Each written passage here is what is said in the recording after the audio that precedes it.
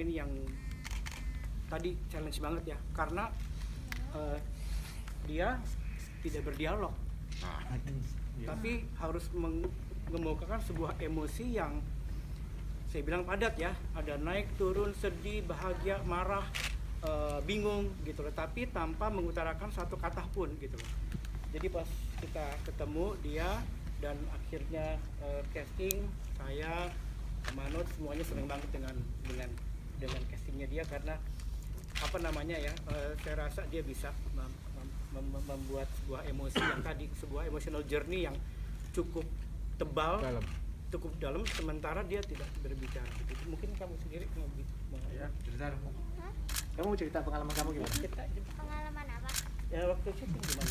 Kita kan dapat pakai ini buka. Kawan bisa ngomong ternyata. Ya, buka. Pengalaman syutingnya. Iya. Pengalaman syuting, kalau syuting film hantu di layar lebar itu baru. Kalau yang lain-lain udah pernah. Terus juga di sini pas awal aku lihat perannya lumayan deg-degan juga, takutnya nggak bisa, tapi aku coba dan ya lumayan bisa mungkin. Pernah dimarahin nggak sama Om? Enggak ya? Nggak pernah. Dibilangin pasti dibilanginnya baik-baik. Iya. Kalau Alif, Pengalamannya gimana? pengalamannya gimana? Pengalaman pas aku syuting sih juga sama. Waktu aku melihat peran Alia ini agak sedikit malu ya, soalnya aku belum pernah pegang ayam. Itu benar-benar challenge banget ya. Dan waktu aku casting itu juga fun sih. Waktu syuting juga fun. Everything is fun. Penting sekali, kita lagi rilis di posisi yang sangat tidak jelas ya. Bukan, saya kira lihat kontennya sih, lihat Asi, Brenda Nur, kontennya harusnya sih film ada isinya bagus ya, mungkin Anda yang bisa lebih nilai, tapi di posisi sekarang ini mudah-mudahan bisa ya, mungkin nggak hari pertama tapi konsistensi, word of mouth, nggak ada film banyak juga. Harapan saya Asi ini bisa membalikkan confident semua produser untuk berani rilis film ke depan. Jadi tanggung jawab kita ini sangat besar untuk Asi jadi box office atau menarik perhatian penonton film Indonesia.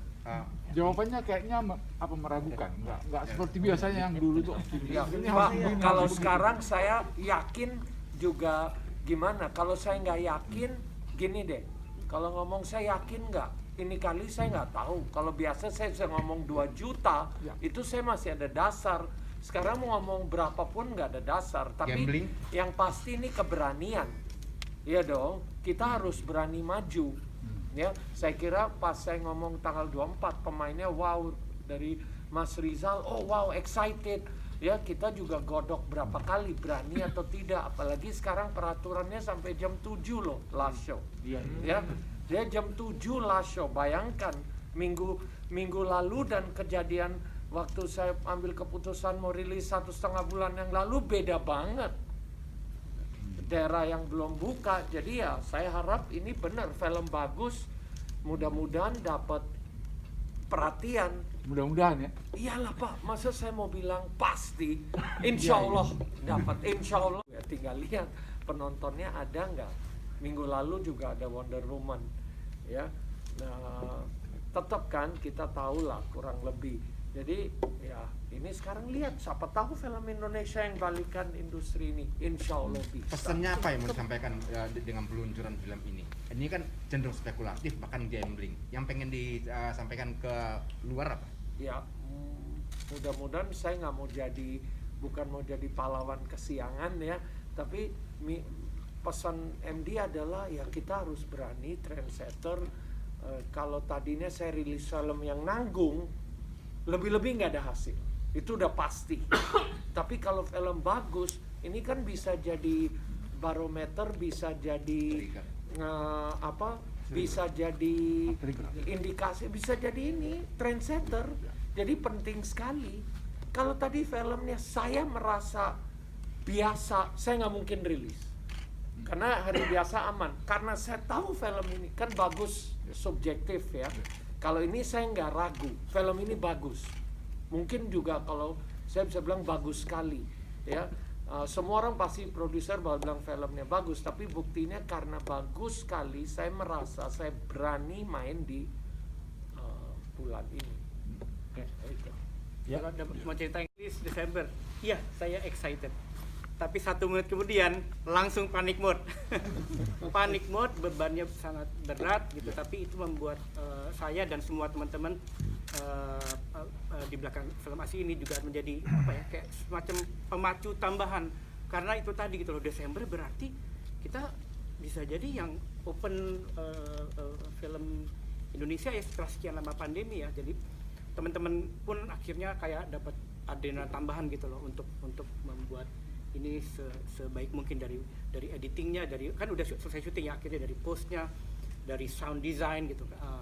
Kita juga mungkin tadi kerasa sound design ini kita sangat take care banget untuk menghadirkan sebuah experience sound dari film horor dan tentunya dramanya juga yang baik. Saya setuju bahwa film ini memicu adrenalin ya. Selama 90 menit adrenalin dipicu ya. Tapi Jadi saya terima kasih sama pihak 21. Kami so far sudah dapat 211 layar hanya di 21. Kan 130 gedung ya. 130 berapa 2 gedung udah buka, tapi ada yang tutup lagi. Tadi saya lihat di app-nya Kerawang tutup. Ya. Jadi tutup itu kita rugi 2 gedung ya. Terus dari 130 gedung dikasih 211 layar. Mungkin juga nambah lagi, saya nggak tahu, tapi 211 layar. Jadi banyak yang double. Ya kan ada yang daerah yang nggak perlu double juga. Itu saya bersyukur, terima kasih atas dukungan pihak 21. Yang dari lainnya saya belum dapat, tapi yang pasti hitungan saya sih sekitar 90-an layar lebih adalah independen sama pihak Cinepolis, pihak The CGV 30 layar itu udah 60 tambah independen NSC dan pasar lain-lain Platinum ya mungkin sekitar 300 layar lebih.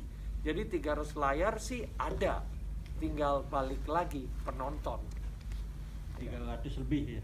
Iya, 300 lebih. Saraswati dia memang ya dia adalah pencipta Danur Universe ya, karena dari dialah semua cerita-cerita dalam Danur itu diutarakan lewat antara lain lewat buku bestsellingnya dia, dan dari dialah juga karena dia juga akhirnya dia bisa berkomunikasi dengan ASI.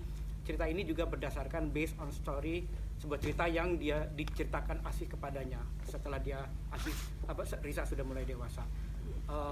Tentunya saya senang banget sih bisa masuk ke dalam Danur Universe, membuat sebuah film di Danur Universe, karena cerita-ceritanya Risa Saraswati itu kisah-kisahnya itu walaupun sifatnya goib atau apa, tapi memiliki suatu ketertarikan emosi yang cukup kuat sehingga karakter-karakter di dalamnya itu memiliki emotional journey yang saya bilang cukup padat gitu. Jadi seorang ayah yang tidak mudah untuk menerima seorang anak kembali, seorang ibu yang merindukan kasih sayang. Dua-duanya mendapatkan sebuah rintangan dan hadirnya ASI menambahkan komunikasi. ASI pun juga memiliki emotional journey. Saya rasa cerita Risa Saraswati itulah yang membuat Danur Universe sedemikian sukses. Pada awalnya aku juga takut melihat si Asi, tapi kan karena sebelum make up honestly speaking, dengan sangat jujur, mereka berdua ini talentanya luar biasa. Itu membuat pekerjaan saya dan Marsha itu menjadi sangat gampang. Saya bisa mendapatkan emosi, reaksi dari Nanda ini kayak instantaneous. Dan saya kayak, waduh, ini anak lebih jago dari kita nih, Cak. Kita sempat berdiskusi-diskusi juga ya Mas ya. Dan they're so natural, sangat natural sekali dan saat memainkannya. Yay, it's true. Dan saya salut loh sama kalian berdua. Dan juga ya puji syukur, alhamdulillah juga ada bakat-bakat baru dalam industri film Indonesia dan itu juga menyenangkan. Dan juga untuk tadi Pak Mano juga udah cerita ya, hopefully film ini as a whole itu bisa kembali membuka kepercayaan penonton untuk balik ke bioskop. Dan saya juga jujur pas nonton ini juga I was scared, man. Tidak seperti yang saya pikirkan waktu kita di lokasi ya Mas Rizal ya. And shooting prosesnya itu super professional, sangat nyaman sekali. Semua orang itu sangat kohesif, suasana juga kondusif.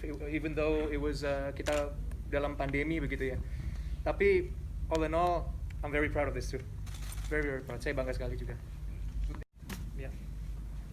Manot, berarti bisa dikatakan rilis di tahun 2020 ini modal nekat juga dong, selain mencoba dengan harapan menjadi trending mungkin di akhir Desember ini. Iyalah, kalau ngomong modal nekat ada, tapi kan gini, saya selalu percaya no risk no gain. Ya, kalau kita nggak berani ambil resiko, ya gimana? Ya, memang ini korbannya besar loh, bukan hanya saya takut rugi duit, rugi franchise. Jadi mudah-mudahan, tapi ya no risk no gain. Balik lagi, kadang ada teori yang saya percaya ada gula ada semut. Siapa tahu ada konten bagus, penonton mau, bisa aja. Jadi kalau mudah-mudahan pihak bioskop juga mendukung, lebih mendukung lah ya film ini. Ya mudah-mudahan kita itu penting. Jadi saya harap Anda tahu ini bukan film sisaan loh. Oh, saya harus buang film ini. Enggak, ini film emas. Jadi balik saya kalau ngomong ada risk, ada. But I don't know, ada sisi lain yang berani juga. Jadi konflik akhirnya, ayo, gimana nggak bisa bohong. Kita kan nggak bisa bohong ya kalau gini. Tapi saya percaya konten bagus harusnya dapat perhatian. Who knows, this is our. Mudah-mudahan ini balik film Indonesia keyakinannya. Habiskan sekitar hampir 24 hari, 25 hari ya. Ritual adalah doa. Jadi kita tiap pagi itu kita doa untuk syuting sesuai dengan agama masing-masing, jadi sama sekali tidak goib. Karena untuk saya ini adalah sebuah pekerjaan walaupun ini horor. Jadi maksudnya kita kerja seperti pekerjaan lainnya, berdoa di tiap memulai. Mas Rizal lagi mungkin bisa di antara dua ibu ini juga menjadi sesuatu yang menurut saya menarik di cerita ini ya. Kalau secara kreatif sih saya coba untuk